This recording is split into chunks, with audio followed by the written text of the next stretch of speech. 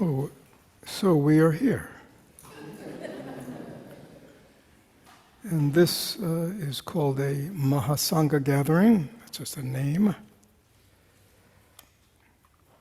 And this is the first session of our mahasangha gathering. Over the course of today and tomorrow, we will grow to well over 100 people.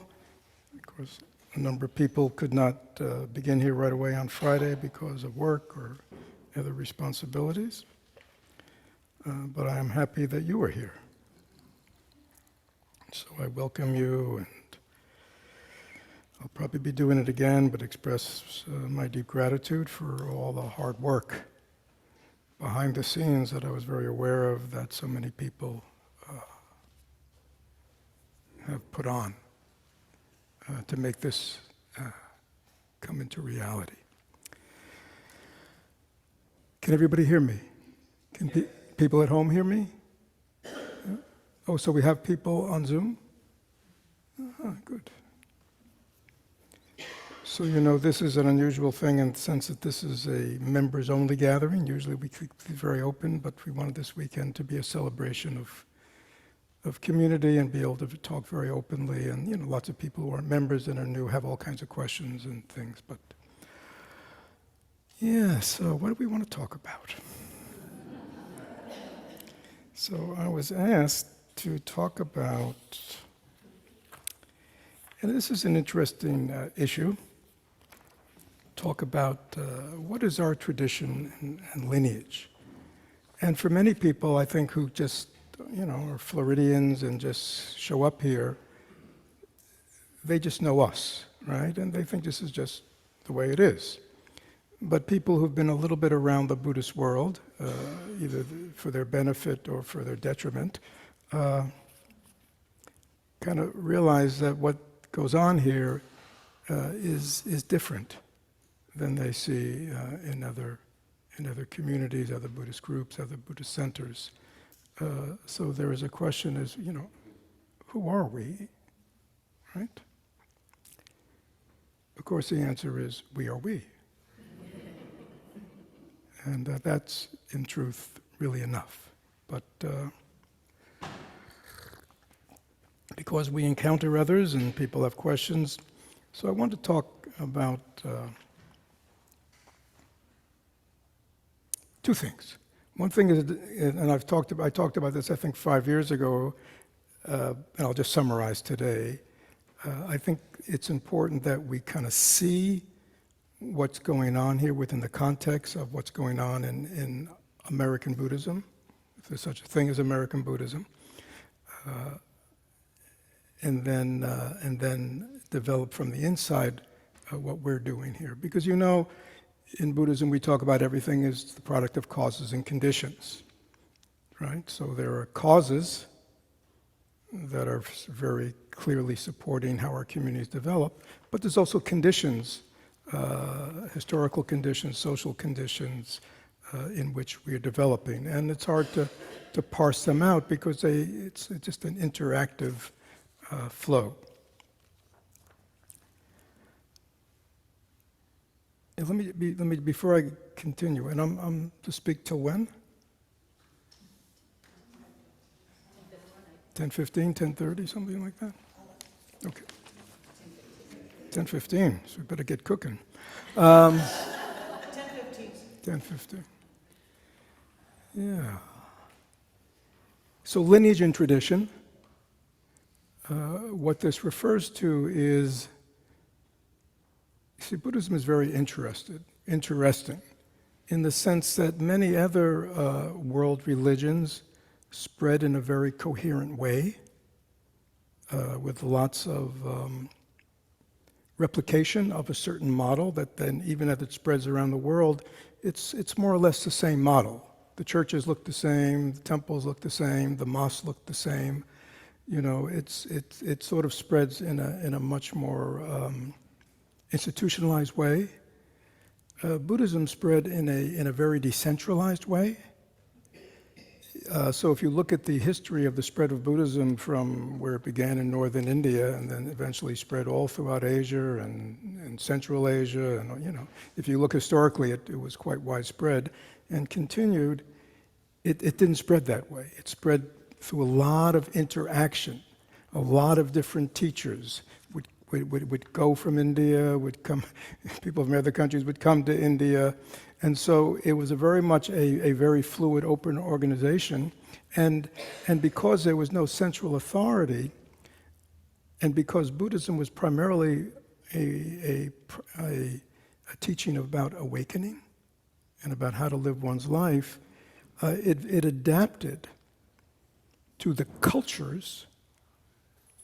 This is very important. It adapted to the cultures of whatever country or culture that it came into. So therefore, if you go to a Tibetan temple and you go to a Japanese temple, you go to a Korean temple, or you go to a Thai temple, or you go to a Vietnamese temple, they all look very different, right? And a lot of their customs are very different. And you go, well, how could that be? They say, like if you go to a Japanese Zen temple and you go to a Tibetan temple, it's like, right, extremes. And yet they're all Buddhist. So it's important to understand that in the development and the spread of Buddhism, there was always this adaptation to culture, language, tradition, at the same time preserving the teaching. But within that context, there are traditions and there are lineages. So Zen is a tradition. Vipassana is a tradition. Pure Land, Buddhism has a lot of main traditions. Now, within those traditions, there are multitudinous lineages. Lineage is sort of like the ancestral line. Okay, so within that tradition, there's like, who did you learn your teaching? What's your lineage? Right, which is really asking you, what is the line? Because again, especially in our tradition, it is a tradition that we say goes back to the Buddha. Right? And that transmission has not been about giving people degrees from theological schools. Right? I'm not negating that, but it's really because you've had a teacher who authorizes you to teach. Right? So your lineage comes from your teacher, and their lineage goes from their teacher, right? So again, lineage just gives you a sense of history and authenticity, but not necessarily quality. We'd hope it would be quality, okay? But so lineage and tradition, is that clear? That's what that refers to, and I'll talk about ours. So let me just talk first about, Buddhism comes to America. Now, Buddhism has been in America since the 1800s, but primarily in the Asian ethnic communities. Okay? So it's been here for a long time, right? Because we have many, quote, Asian Americans, just like we have other European Americans and all kinds of Americans.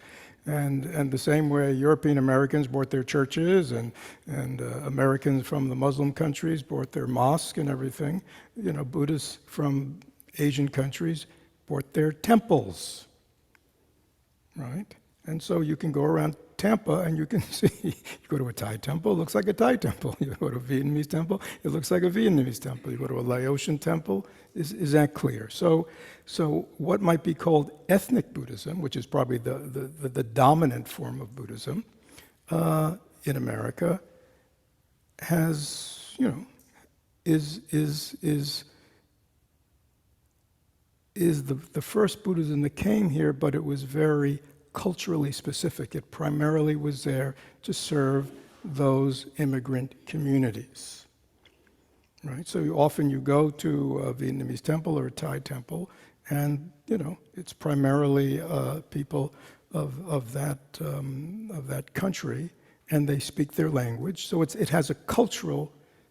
It's part of their culture as well as their religion, and so it functions in that way. And I back in the 60s when I got interested in Buddhism, I'd go to all these various places around New York. And you go to the Chinese temple, and they all spoke Chinese, and you go to the Japanese temple. Well, actually, the Japanese were a little different, but I won't go into that. But it was like that. All right. So that was sort of the first wave.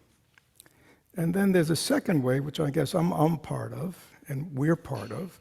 And I think that's given the name, it's probably changed, I haven't stayed up on it. They call that convert Buddhism. So most of us are converts as opposed to people who were born Buddhists. We're convert Buddhism, right?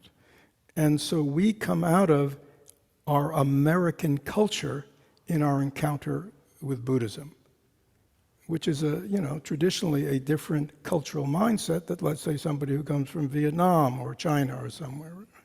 Now, so what is our cultural mindset? So this is sort of the encounter with traditional Buddhism. So I wrote down some ideas. And again, I'm not going to go into it, but I think we understand it. We're egalitarians. Now, we can argue about that, but we sort of think that all people are equal. So, we're democratic. We tend to be non-hierarchical, and we sort of believe in gender equality, right? Which again, in the encounter, and especially as people like myself encountered Asian teachers who came from a culture that had very different values, right? But these are sort of our values, and we would expect that they would be expressed within the development of American Buddhism because it would reflect the culture. I think another thing that's very key, because traditionally in Asia, there was a hierarchy.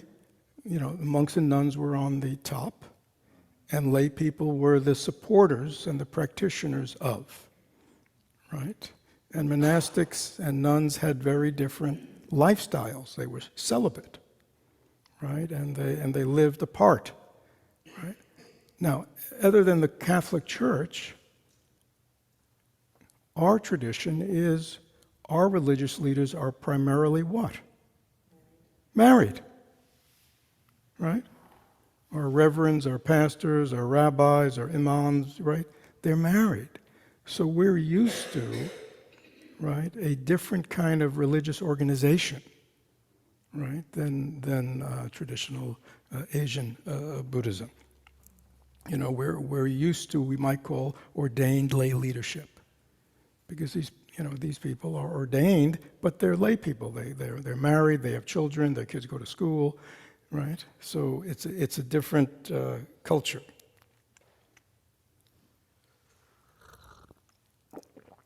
The other, I think, that characterizes these trends in American Buddhism is that those of us who were attracted to Buddhism were not looking for a religion, right? Many of us already had a religion, right?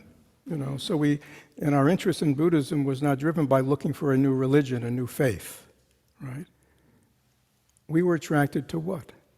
Meditation, right? Very interesting.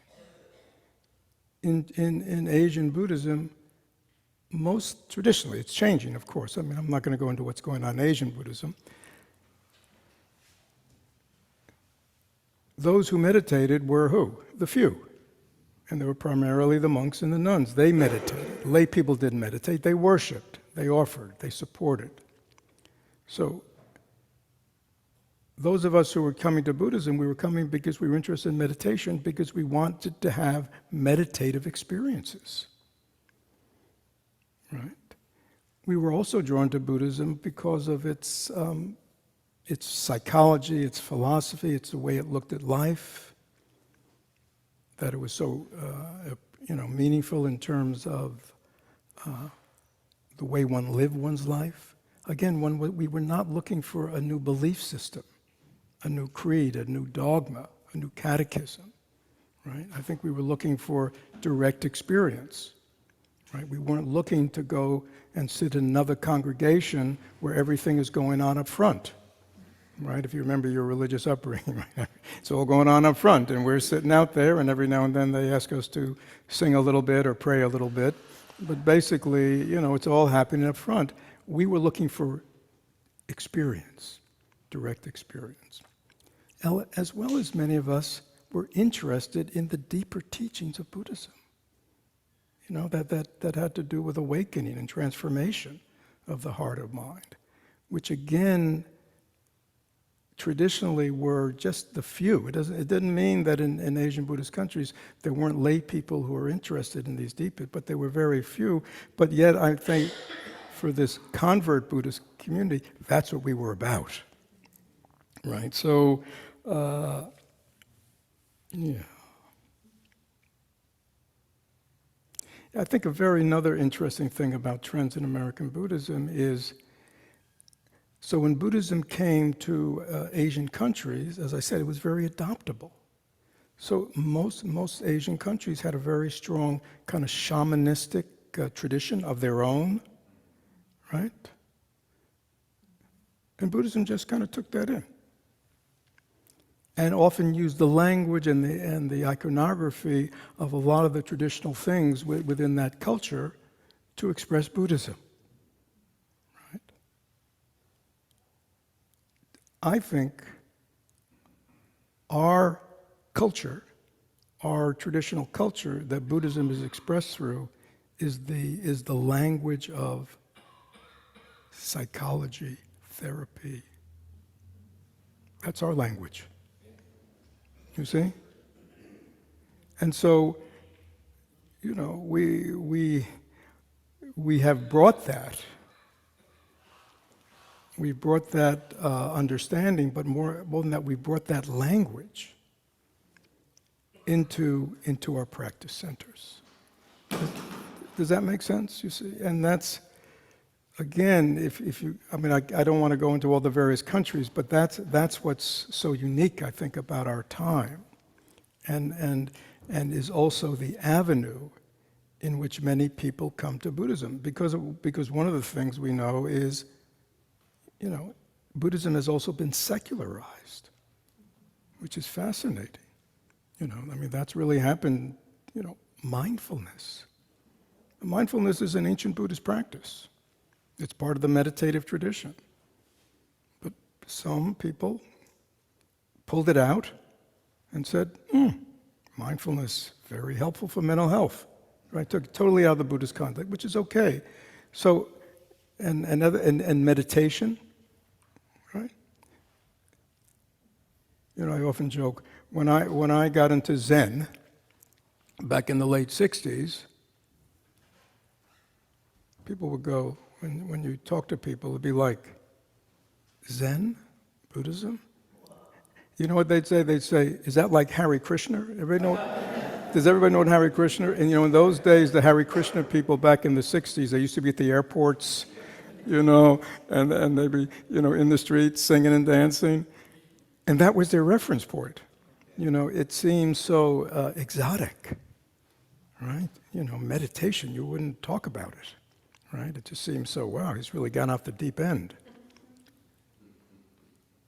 Today, it's front page news, right? It's in Time and Newsweek and New York Times, and mindfulness and meditation, just in a secular way, is very much in our culture, but denuded of Buddhism.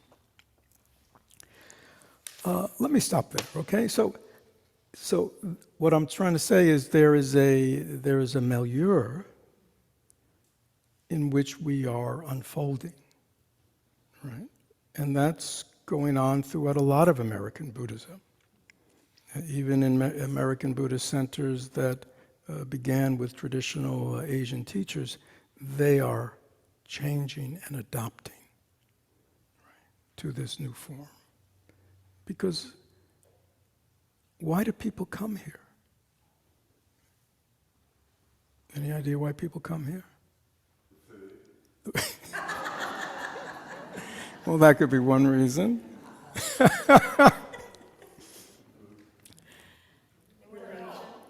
Well, They need help. Yeah, they're suffering. They want help, right? Food for the mind. So that's their aspiration. And we know also the whole psychological therapeutic universe is built on the same thing, right? People come there because they're suffering. The difference is that Buddhism just doesn't offer short-term techniques to deal with a certain kind of suffering. It offers a process and a means for transformation and awakening. Yeah, so now let's come to FCM. Okay, does that give you enough context of sort of what's happening in the biggest Buddhist world? And it's not like it's, like any trends. They're not everywhere, and they're not perfect. And there's tension in many places. For those you who weren't around in the 60s and 70s, we go gender equality. I mean, don't forget, we had very patriarchal, the first teachers were very, Asian, very patriarchy, and women were what? Well, I wouldn't say they were servants, but they weren't the leaders. But they weren't equal. They weren't equal, right? And so there was a lot of tension within Buddhist communities. I was fortunate not to have that, but in a lot of Buddhist communities, it was very powerful and painful.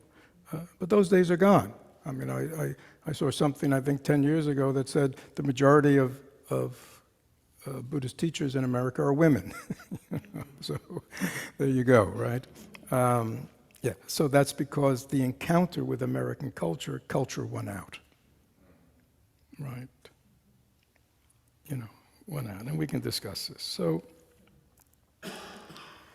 again, in my encounter with Buddhism, there are really three traditions, I'd say. My first was the Japanese Buddhist tradition with my first teacher, Philip Kapleau, that lasted 6 years from late 60s to mid 70s. And then my second encounters and third encounters was obviously Thich Nhat Hanh. That was in the early and mid 70s, and with Tibetan teacher Zona Rinpoche. So that has informed me, those experiences, and learning those teachings and practices. Okay? And that informs sort of the Dharma that I teach there. But in reflecting for this talk, I think my most important encounter in terms of what we're doing here was with Thich Nhat Hanh. When I met him, and I think I've written about this, there was an article I wrote for Tricycle about my encounter with him in Paris. Again, when I encountered, it's very important to understand, when I encountered Thich Nhat Hanh, he was unknown in the Buddhist world in America. Okay? He was on the outs with much of the Buddhist Vietnamese community, because he was fairly radical in his orientation. And he wasn't living in a monastery, he was living in an apartment with lay people. Right? So he was in exile. He was in Paris. He was representing the Vietnamese Buddhist peace delegation at the peace talks, doing his best. So when I encountered Thai, all the encumbrances of Vietnamese Buddhism and Vietnamese monk were not apparent at all. He was living in an apartment with other lay people, women and men. I mean, he dressed in brown pants and shirt. I mean, he was a monk, but he didn't, that wasn't his identity. I can't explain it to you. He was very open and free. And so when he encountered me, who only knew Buddhism from Zen, Japanese Zen, he just was relentless in disabusing me of all my notions about Buddhism. But I won't go into the Dharma side of that, but because I want to talk about community, and I want to talk about his effect on me. I mean, he was very clear. It's 50 years ago, but he was very clear. He said, American Buddhism. He said, when Buddhism becomes American, which it has to, just the sort of way Buddhism became Vietnamese, Buddhism became Laotian, Buddhism became Chinese, it will only because it will adopt the cultural forms of that country. So when he heard that in Japanese Zen monastery or temples or centers, they chanted the Heart Sutra in Japanese, and in Tibetan centers they chanted it in Tibetan, and this, he said, no, it should be chanted in English. You're Americans. It should be chanted in the language. I mean, he said, you don't need to carry the cultural forms of Buddhism into America. America has to express Buddhism in its own forms, its own art, its own music, its own way of chanting. I mean, he was very clear to me, right, that sort of what was happening was not the way to go. I mean, sort of what was happening in American Buddhism. He said it had to be American. And he was very strong. So what I want to really share with you, because I think I really got that most deeply when so I was first fortunate to connect with him, in '75 when I met him in Paris. But then in the '80s, I worked with him on translating the 14 mindfulness trainings and the Chart of Interbeing, which became this book. This is the first edition, Interbeing, 1987. And I actually have somewhere his handwritten of this with crossouts.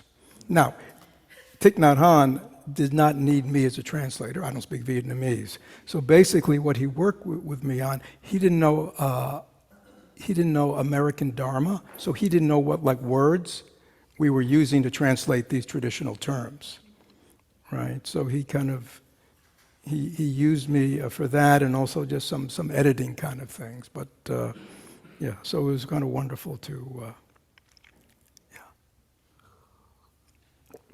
find those. Yeah. So this is my handwritten copy of what he had, his handwritten copy, and then we would have lots of discussions and back and forth. I was in America, he was in, but by the 80s he was also coming here. He was beginning to come here. So as I said, when I met Thich Nhat Hanh, he was an unknown. He was really known in the Western peace movement, because again, he was in the West to propagandize for the ceasefire that the Buddhist community of Vietnam wanted. Right, stop the war. So he was doing his best to influence, as well as in the destruction that was going on in Vietnam, as both, it was a civil war. The Buddhist community has organized to take care of people, like orphans, like people who were, driven out. So he was also very involved in raising money to send back to Vietnam. So that's really what he was doing. I've said, I think I was one of the first real American Buddhists that he had ever encountered. So I felt, I was under the microscope. So, he was very, he found me a very interesting specimen, but he was also very strongly teaching me, that there is another way. But it was only when I worked with him on the charter and the 14 trainings, which I think you're all familiar with, or hope you will be. think it's in its 4th or 5th edition now. And again, it's as you'll see, it really is the core of our community. So, Thich Nhat Hanh, for those who, is there anybody here who's sort of not that familiar with the Order of Interbeing and its history? Oh, good for you. Yeah, so I think you know he founded in the 60s. It was really a creative response. You know, in Vietnamese Buddhism, there were ordained monks and nuns, right? And they had their 250 and 300 and so, trainings, right? So there were ordained monks and nuns, and then there were ordained lay people, and these were people who took the 5 precepts, right? So these were the 2 main kind of communities, and then there was a higher ordination, which was called Bodhisattva ordination, which we've done here, which had 50-something vows. Okay? So that was, and again, he was a reformer of Vietnamese Buddhism. Right? He saw that that's why I say he was a radical and sort of unpopular in certain circles, especially with the hierarchy, because he felt that Buddhism in Vietnam had lost its relevance to its people and to society. He felt Buddhism had to be modernized, right? And so his establishment of this new order, which is fairly radical. You just don't go around establishing a new order, especially, in a country that is where the Buddhist community is, and 80% of Vietnam was Buddhist, and a very strong hierarchy and patriarchy and all that. You just don't go around starting your own order, right? So for him to found a new order in, I think, 1966 was a very radical step, okay? And so in his 14 trainings, and we recite them, he was combining the traditional 5 with the Bodhisattva vows into 14 in a way that he felt was most relevant for what was going on in the world, for what was causing suffering, right? And you notice in the 14, as opposed to the first 5, which is do not kill, do not steal, his first ones were what? Attachment to views. He saw very clearly, especially in his own country, where people were killing each other because of what? Because of their attachment to their rightness of their views. So the 14 are very powerful, and they were his creative response for a new set of precepts or guidelines for Buddhists to have an ethics that relates to what's really going on in the world. But what I found most fascinating was the charter. And I still feel that the essence of where he was at in that very creative period of his life is preserved in the charter. Are people really familiar with the charter? No, we know the trainings. Charter has always been my favorite. So he says, we're founding a new order, and he only ordained 6 people, right? And they were all very close disciples, all young, right? And when I encountered in the 70s, it was all in hiatus because, then he went into exile, everything fell apart in Vietnam, and so it really wasn't until the 80s that because when I actually met him, and I said, ordain me. He just had told me about it, and he said, "Well, we're in a hiatus now. We'll see." But by the 80s, early 80s, he was ready to begin because then he had already begun to teach in the West. He'd kind of reoriented himself, accepting that he was in permanent exile. They weren't going to let him back. The purpose of the Order of Interbeing is to actualize Buddhism through the study, practice, realization, and application of Buddhism in the modern world. That's So to me, that's what we're doing here. Okay. To actualize Buddhism as something alive. How do we do that? So studying the teachings, practice/realization. Practice means we want to come to realization that we're actually have realized the truths of Dharma and are able to live it, and then to apply it in life. Next, it says, it's very interesting. It says, the Interbeing order follows the Mahayana Buddhist tradition.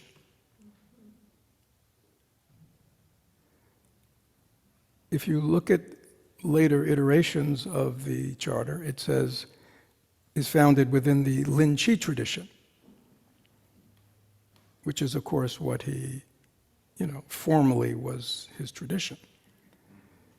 But originally, and I think at some point it didn't, I think prior to that, he had a translation which didn't even say Mahayana. It just said it's sort of founded within the Buddhist tradition. So what I'm trying to say to you is when I encountered him, before there was a Plum Village tradition or a Thich Nhat Hanh tradition, this is what he was teaching and this is what he taught me. So it follows the Mahayana Buddhist tradition.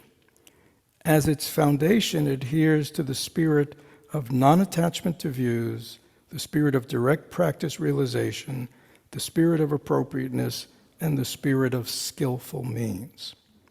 All four are characteristic of Mahayana Buddhism. So, in re-looking at this again in preparation for this talk, I thought, yeah, that's really what this is about.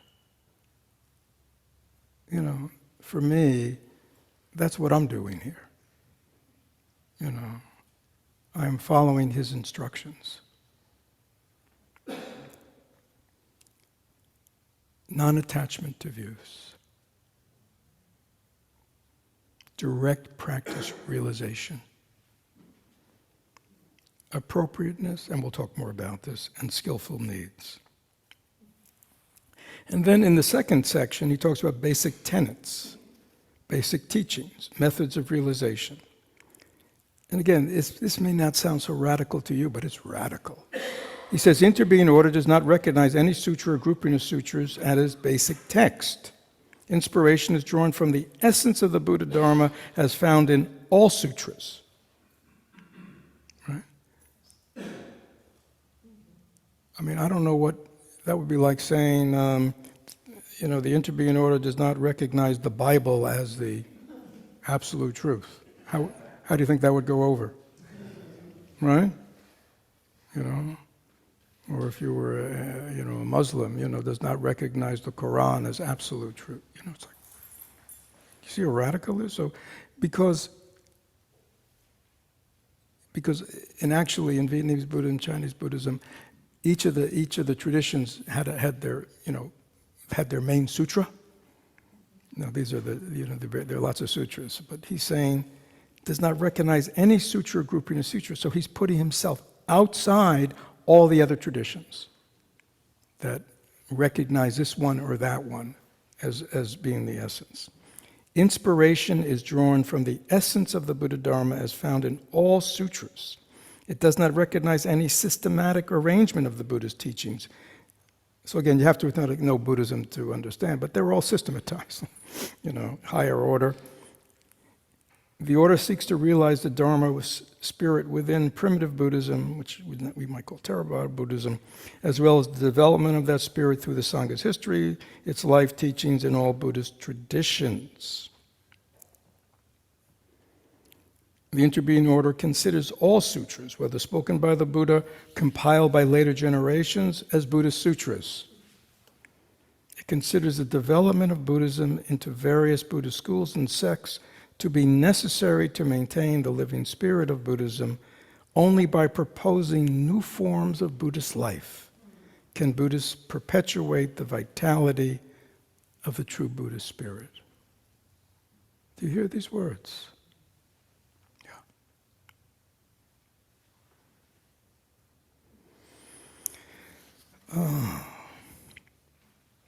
So I'm thinking maybe in the Dharma talk on Sunday going into these more, because I think it's so powerful.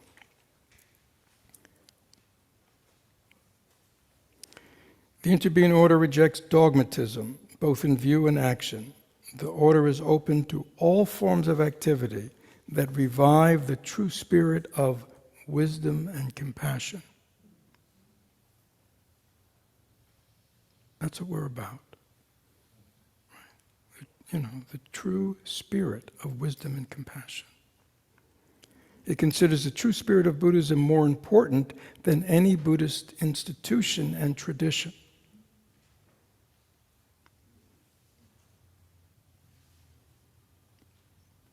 Inspired by the Bodhisattva ideal, members of the order seek to transform themselves in order to transform society in the direction of compassion and understanding.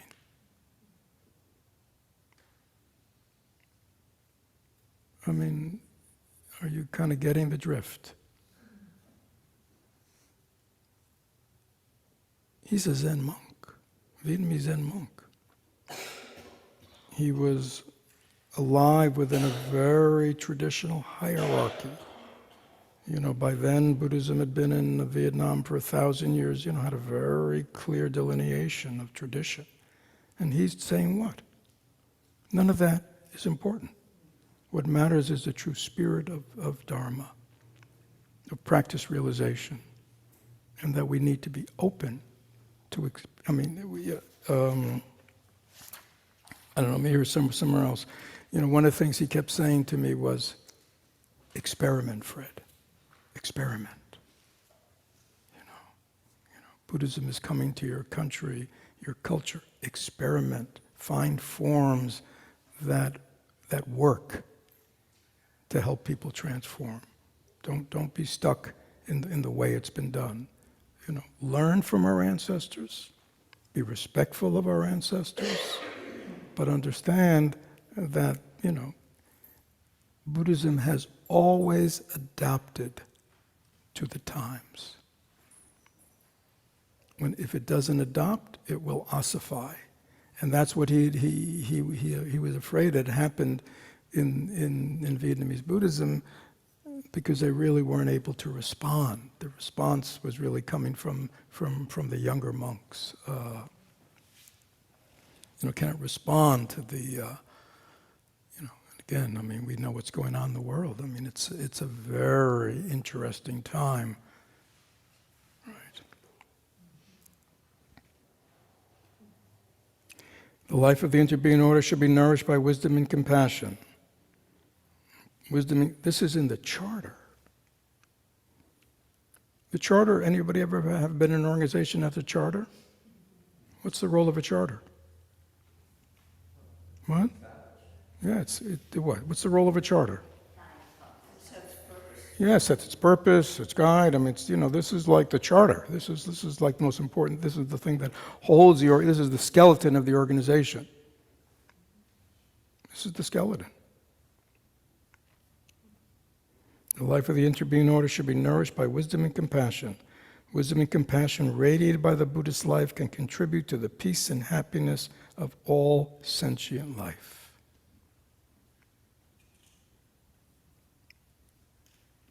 You see what we're up to? Trying our best to do here. And again, it considers the principles of non-attachment to views, direct practice realizations, appropriateness, skillful means, and then he talks about the sutras they come from.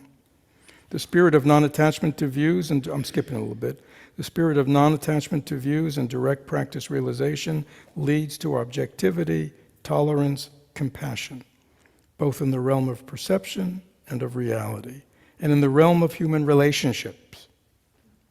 The spirits of appropriateness and skillful means lead to the capacity to be creative and to reconcile, which are necessary to serve living beings. The Interbeing order considers the meditative life to be the base for all social actions. Interbeing order rejects dogmatism, both in view and action. The order is open to all forms of activity that can revive the true spirit of wisdom and compassion in life. It considers the true spirit of Buddhism more important than any Buddhist institution or tradition. Yeah. It doesn't establish any religious authority. Monks, nuns, laymen, and lay people were all equal in the order. No hierarchy. In Buddhist society in Vietnam, it wasn't equal. Monks and nuns were here. In his order, they're equal. The Interbeing order does not recognize its necessity for a mediator between the Buddha and his disciples, between human beings and ultimate reality. You see what that's about. It does, however, consider the wisdom and experience of forgoers as helpful to those who have engaged themselves on the way. Now, let me stop now, just say a few things. In terms of our community, right? And sort of, so again, how can I say this? If you go around the, what I'm giving you is how Thich Nhat Hanh was when I encountered him, when I had a very close relationship with him, right? When he ordained me as a Dharma teacher. Over the decades, things changed. Thich Nhat Hanh went from sort of being an outlier to being sought after. Retreats that used to have 35 people now had 350, now had 2,000. Right? It just grew and grew and grew and grew. Right? I mean, he was just, his time had come, and his teachings resonated. As well as, like Plum Village was, when he got it, and I visited him, I think the second year there, Plum Village was supposed to be the home of the order Interbeing.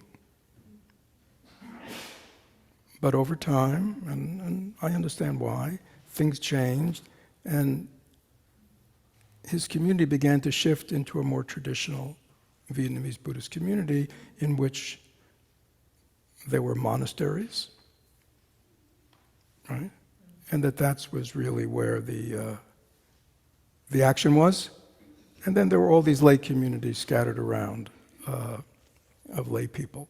So it changed.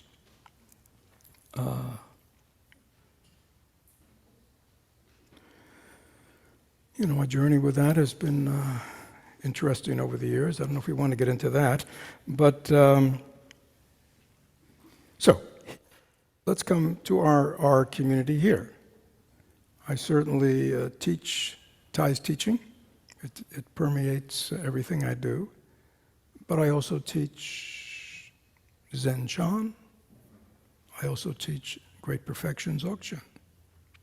Right? That puts us, sort of a little bit on the outside of the Thich Nhat Hanh tradition. Because if you go to most Thich Nhat Hanh things, I mean, several of us, the Order of Interbeing had a 50th anniversary a number of years ago at Plum Village.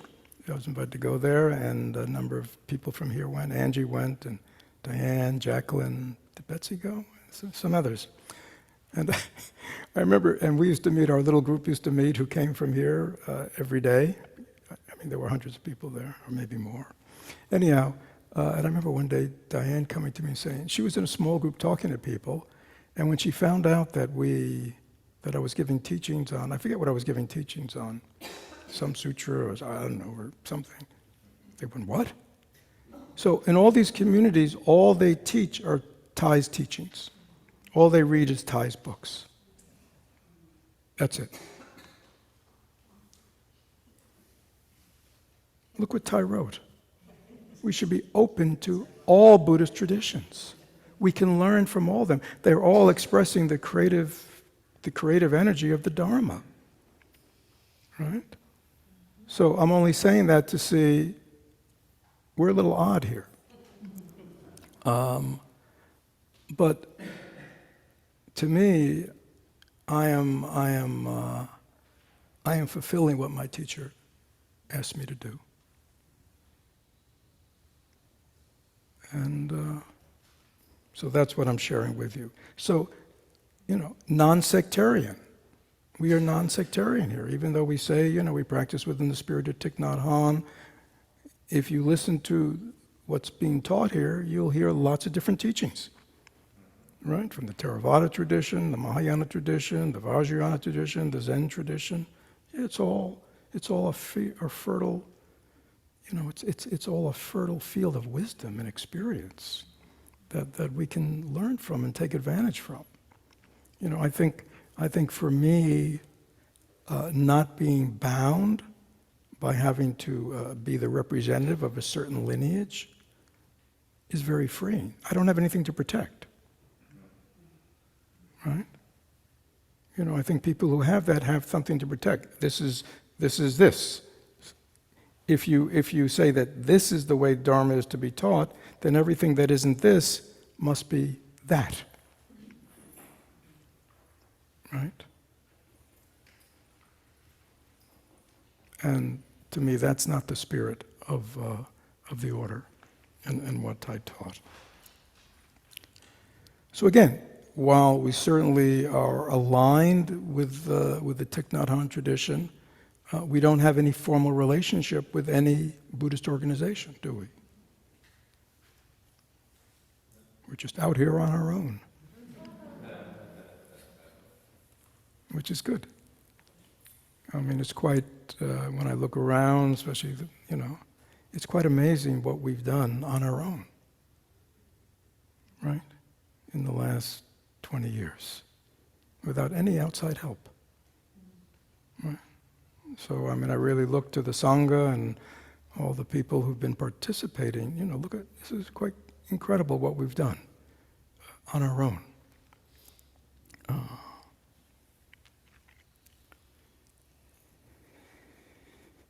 Yeah, so I think another key thing that I learned from Thai, that I tried to manifest here, was his emphasis on community.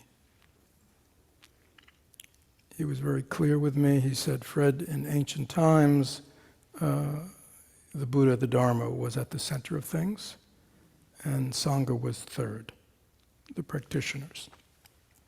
He said, in this toxic age, he used the word toxic. Toxic age, meaning the culture is toxic, meaning, and it's not like it's toxic in the sense of what he meant was materialistic, consumer-driven, externally driven. He said, in this age is so toxic to developing one's spiritual values, to leading a meditative life. There's nothing in the culture to support it. Now, again, I lived in Tibetan communities. I went to Tibet. I've been in India. I've traveled other places in Asia. If you've ever been in a Tibetan community or been to Tibet, first of all, you see monks and nuns walking around everywhere. Everybody's got a prayer wheel. There are temples everywhere. On all the rocks and everything, there are Buddhas and their prayer wheels spinning and people, and their prayer flags flying. In other words, there's constant reminders throughout life of Dharma. Right? There's constant reminders. Right? There are temples everywhere, right? People very involved in the temples. Here, there's Walmarts everywhere. Right? You know what I mean? That's what's everywhere. Amazon delivers. You understand. You go into your social media that it's all about what? Consuming. It's all about consuming. It's all about needing. It's all about wanting, right? And it's permeated the culture because then these are what people talk about. These are what people are concerned with. I could go on and on about our culture, but I think you all understand. So he said because of that, because it is so difficult for people to practice on their own And that was one point, but the other point he made to me was, and he was very struck when he encountered the overseas Vietnamese community. Don't forget, he had grown up in, he'd grown up in Vietnam, he'd grown up in a village, he grew up in a family, he'd grown up in a temple, in a Sangha. He was used to, in a very positive way, tradition, consistency, right? Roots to your country, roots to the soil. Vietnam was a Confucianist, so very, very conscious of ancestors.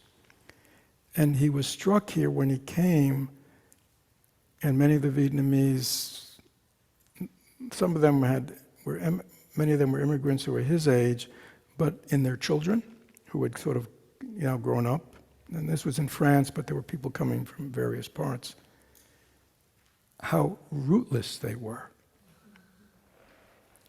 And how quickly a lot of the traditional ways of relationship and families were breaking down.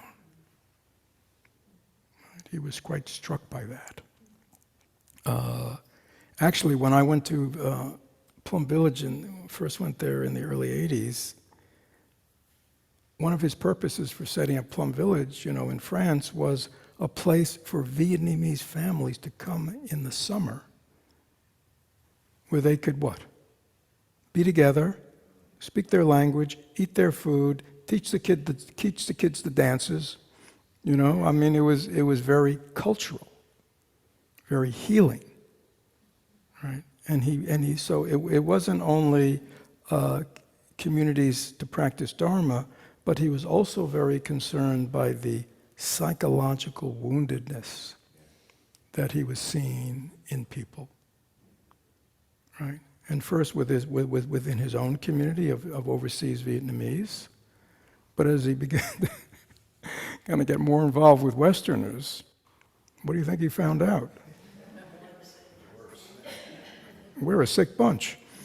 Do you know what I mean? And so he really felt that we had to set up communities.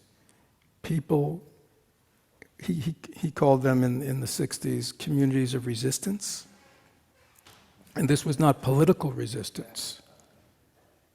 This was resistance, communities that help people resist the toxicity of the culture, where people could come to heal. They could be in an environment where that was nourishing and healing. People could heal, as well as people could learn another way, another set of values, another way to live, could learn about their true home and how to access it, right? How to live in harmony with other human beings who are different. So, one of his teachings was community, community, community. And to build places, right? Now, to be honest, and one of the first OI gatherings here in America, back in the, I hope I'm not speaking out of school, in the late 90s, there was a gathering, first I think OI gathering up in, at that point they owned a place up in Vermont. It didn't work out, but Ty wasn't there, but no, he didn't zoom in. What did they do in those days? What? No, they did. He was speaking to us from Paris. Maybe they was it on speakerphone? I don't know if we saw him. Could we have seen him? The technology wasn't there. What?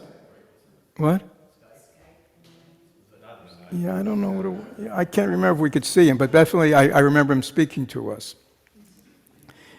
And guess what I can't say his orders, but his direction to his OI community, Order of Interbeing community,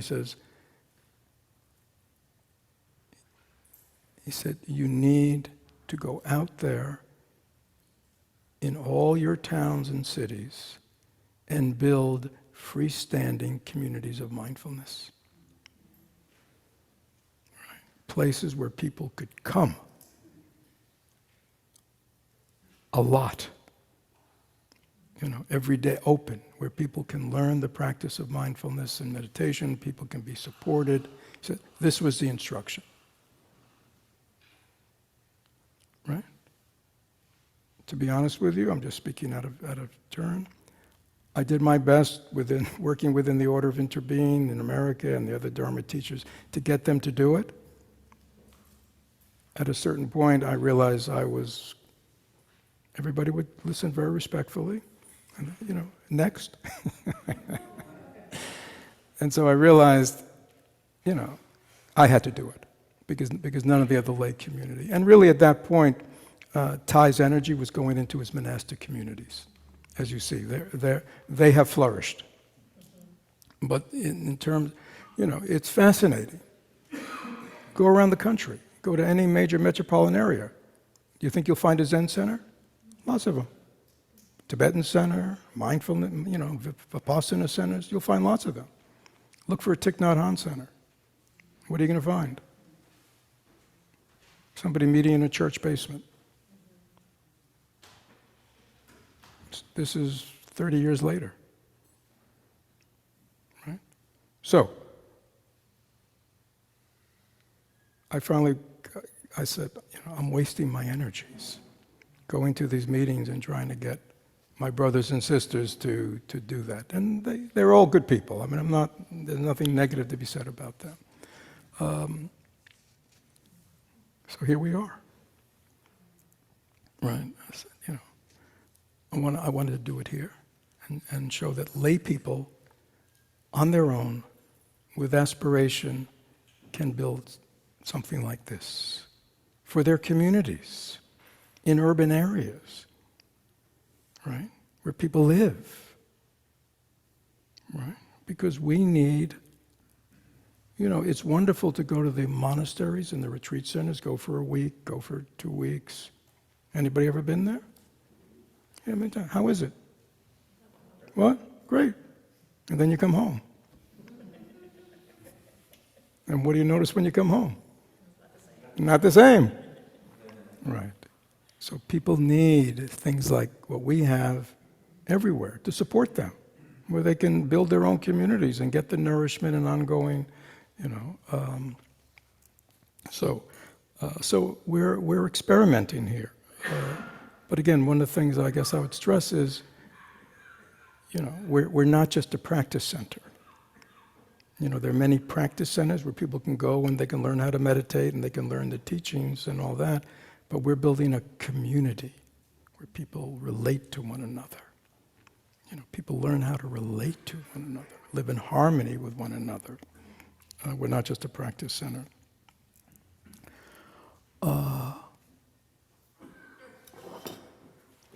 10 minutes. I think later today, isn't there something called like Ask Fred Anything? Yes. Okay, so let me just, let me just talk for a few more minutes, okay? And then anything you want to ask me later today, just go for it, okay? Okay.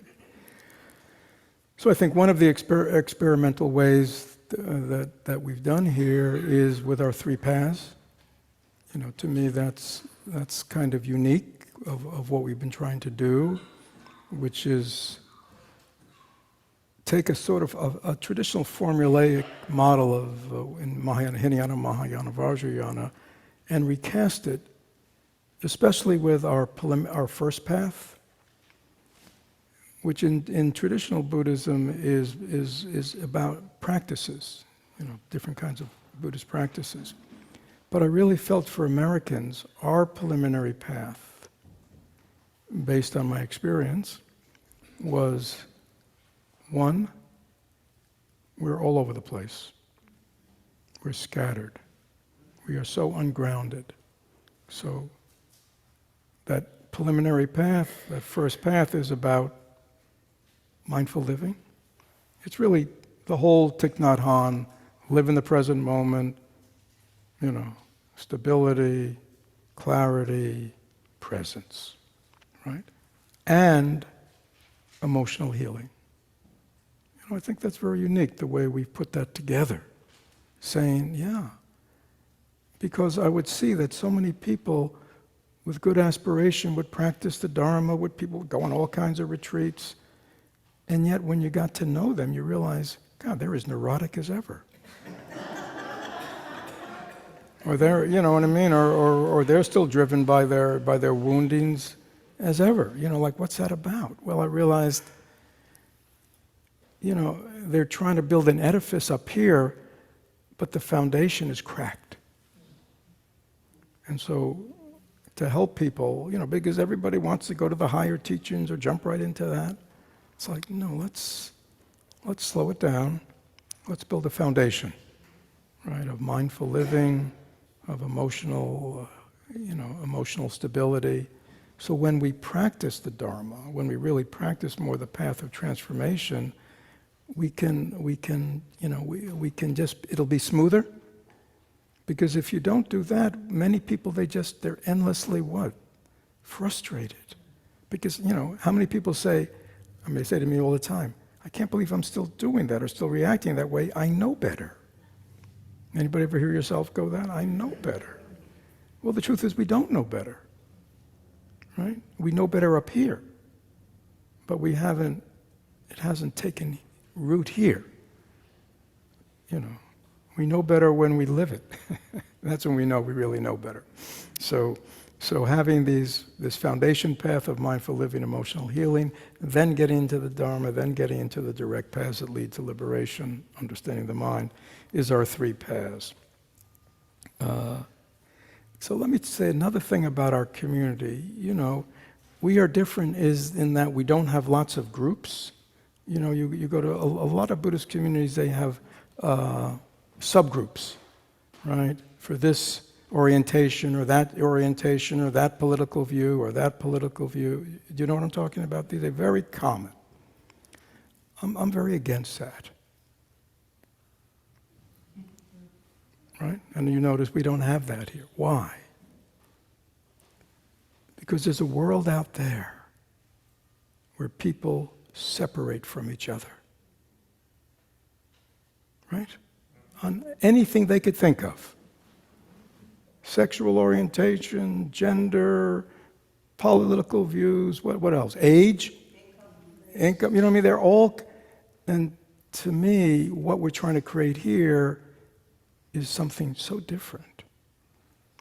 I see Liz in the back. Liz, you probably don't remember this, but early on, we used to do a thing, I think, on Thursday nights, open topics. And I remember you asking me once, Fred? I can't remember exactly what it was. Something like, I can't remember if it was me or FCM's. What is your stand on homosexuality? Do you remember that? Yeah, you did. Well, I remember that because I thought it was so interesting, and I remember stopping and go, we have no stand, Liz. We're Buddhists. All beings are Buddhists. We respect everybody. That's not an issue. It's not even an issue. To me, that's very important. All these things that society, discriminates people one from another, for all, delusive reasons.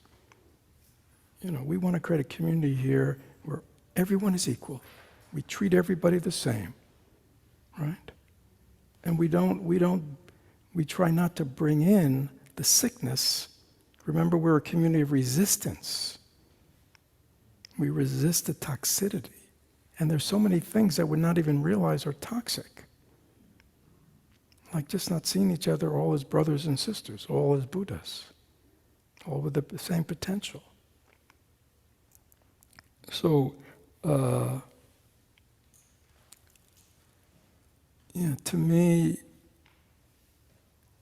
what we are a center where people are energized with the Dharma. As Tai said, we are energized with the teachings of wisdom and compassion. That's what we do here. And we do our best to live in harmony and oneness with each other and mutual respect. Now, once you're energized and you want to go out there and do what you can to help this poor world, please go ahead and do it. Is that clear? Yeah. But I don't think us as a community will need to take a stand on anything other than we take a stand on the end of suffering. The end of suffering. We take a stand on love and compassion and kindness, understanding. That's where we take a stand. Lots of people say, well, you should sign up for this. And this is such a divisive world these days. You can't, I won't get into it. Right? It's sick. Or in Buddhism, we call it delusive. That's what goes on. So I'm not surprised by what goes on out there. It's the world of ego run mad. It's the world of self-centeredness run mad. It's the world of greed and anger and delusion and selfishness, right? I'm not saying there's lots of goodness, but that's what's going on. Nothing surprises me. Right? It can't be otherwise. Until what? Until human beings change. Right? And so that's what we're doing. We're a community of resistance that is trying to energize people with wholesome energies, create whole people, healed people, right? I mean, if you read Zen Keys, Tai uses the word enlightenment. He stopped using those words, but if you read his early writings, he talked about enlightenment. He said the world needs awakened people. Who's that? That's us. I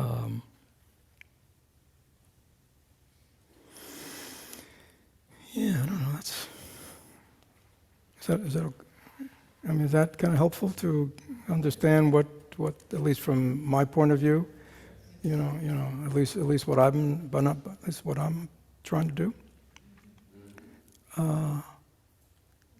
And so I wanted to share this so everybody understands. But they go, well, what are we about, or what? So I tried to share with you, this is what we're about. And let me just say the last thing, I'll go over a minute.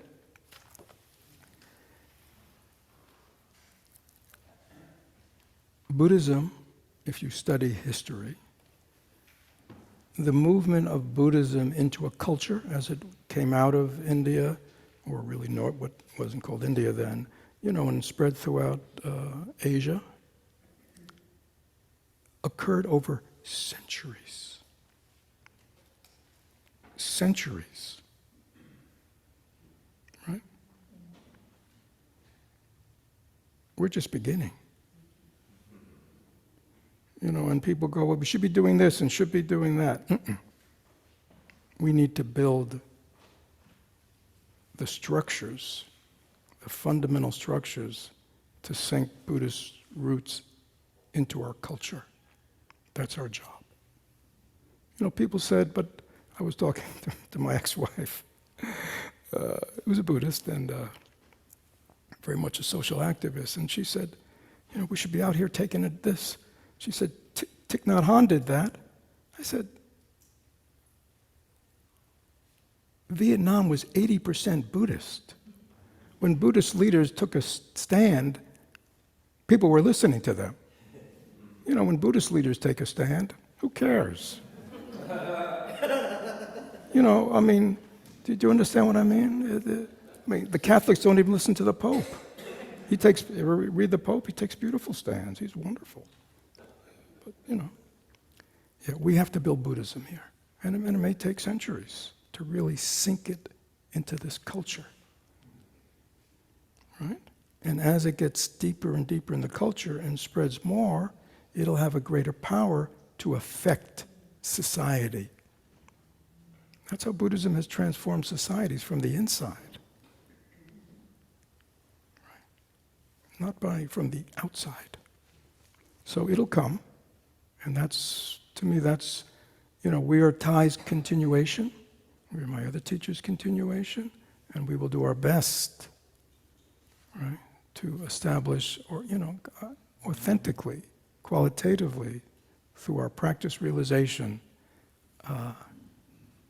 the Buddhist tradition in America. I think that's a great contribution at this stage. It's just beginning. We're just beginning. So we should be creative. That's what Thai would say. You're just beginning. Be creative. Be experimental. Try this, try that.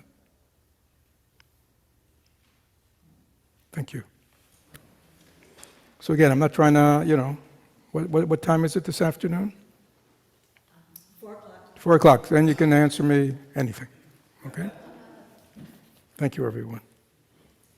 So we have a short break now. Let's all be back in our seats by 10:35. And what's going to be the activity? The warp and the woe.